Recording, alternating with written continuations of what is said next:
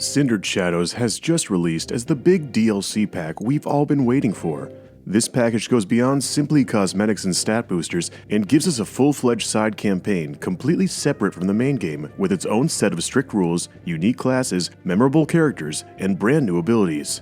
I myself was very excited at the prospect of a Fire Emblem game that builds its gameplay and difficulty curve around a finite supply of resources, as Cindered Shadows promises to deliver. It's been almost 10 years since the series has truly adhered to that design philosophy. While giving the player the option to tap into an avenue of endless resources through either DLC, online features, or auxiliary maps does have its own merits, I do firmly believe that as a strategy simulation, Fire Emblem is at its best when it imparts a sense that every decision you make is important. The idea that every choice has both an immediate and residual impact is augmented by the circumstance that your access to experience points and other resources is limited. There's a certain satisfaction from playing efficiently while also considering the allocation of those resources. So I'm very happy to report that Cindered Shadows definitely satiated my itch for strategic resource management that Fire Emblem has been lacking in the past decade. However, the experience is unfortunately marred by a lackadaisical map design that works against any potential the game could have had.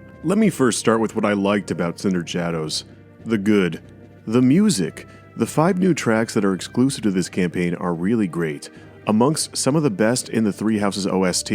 If you're already a fan of this game's soundtrack, then you know that is incredibly high praise. The new songs do a great job of being distinct to the underground and foreboding atmosphere that is Abyss without feeling out of place amongst established and familiar classics like Tearing Through Heaven and Fodlan Winds. The new characters are all really likable. I especially appreciate how the game was able to give each of them so much character within the context of only 7 chapters. I appreciate it even more that the way in which they achieved this didn't feel ham-fisted or unabashedly expository, as it often is when character building is done through the frame of support conversations. However, I think the most memorable characters in this game are definitely the returning cast from the main game. As someone who's grown very attached to all of these characters due to the sheer amount of content Three Houses already provides, seeing the 3 main lords along with Ash, Hilda, and Linhardt all interacting with each other in a brand new adventure with a fresh set of scenarios is a real treat.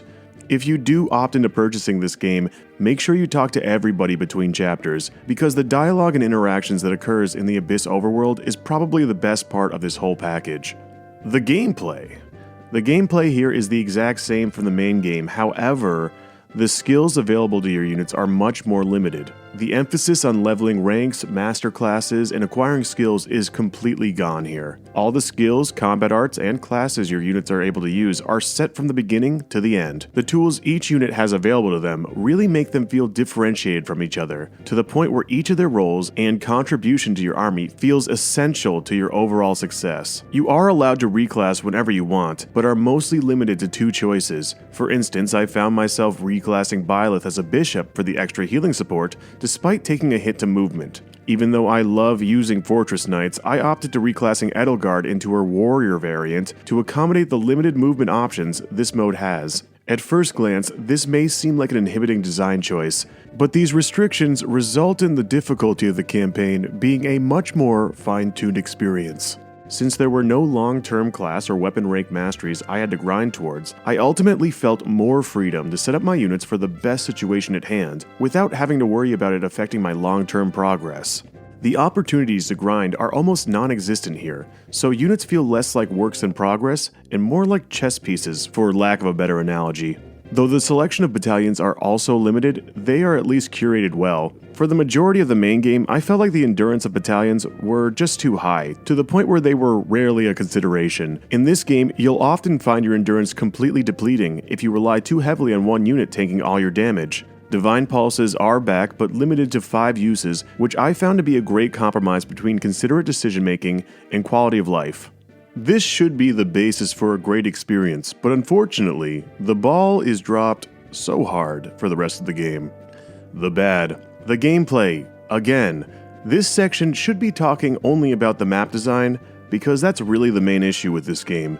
6 out of 7 are lazy asset flips, or the same paralog maps ripped from the main game, littered with absurd enemy density that is so bad it ends up making all the unique strides and thoughtful gameplay additions feel completely squandered. The game may try to convince you that each map provides a new, unique objective, but they're all essentially rout the enemy. Maps like this were fine in Three Houses' main game because the premise was building your students however you want. The game couldn't possibly account for what students you were using, what level they are, how many paralogs you've done, or how many extracurricular resources you've invested in, and so the maps accommodated this with a more open sandbox design.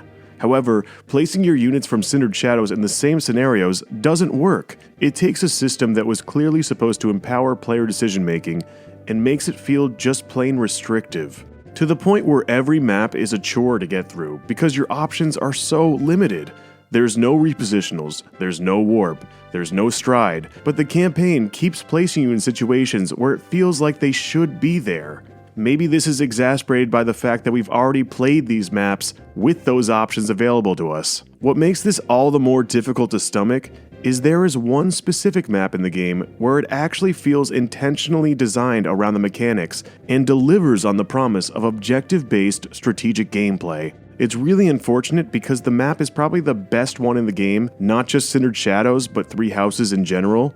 It's also heartbreaking because you realize how much potential the mechanics had and how jarring the rest of the game is by comparison. All the way up until the final boss, there's a constant feeling that this isn't really difficult or challenging, it's just annoying.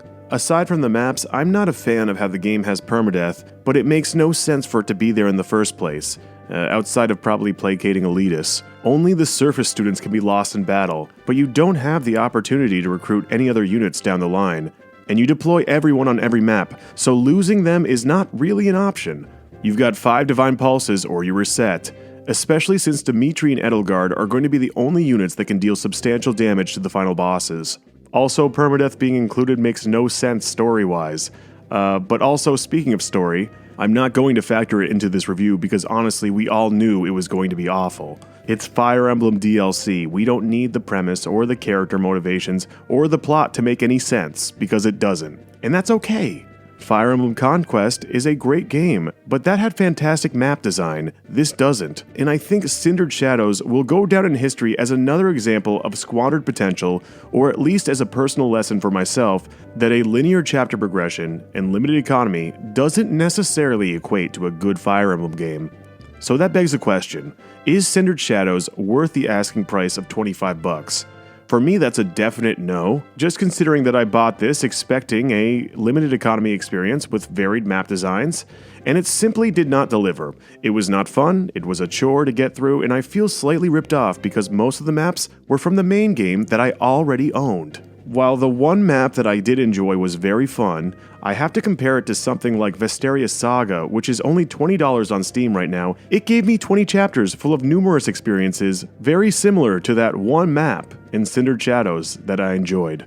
However, in all fairness, the DLC does have more to offer than just the campaign. The units and classes from Cindered Shadows can be used in the main game. The students have their own set of support conversations and post-time skip designs. Maybe that's enough to justify the price tag for you, and if it is, go for it. But for myself, and what I assume is the majority of people watching this who have already played through the game multiple times, that's not a compelling enough reason to justify the price tag, or returning to an 80-hour game for a few supports and cutscenes I could easily watch on YouTube. Alright, and that's my quick review because a lot of people on Twitter were asking me to do that. Now I'm going to get back to making real content. Bye bye bye bye bye bye bye.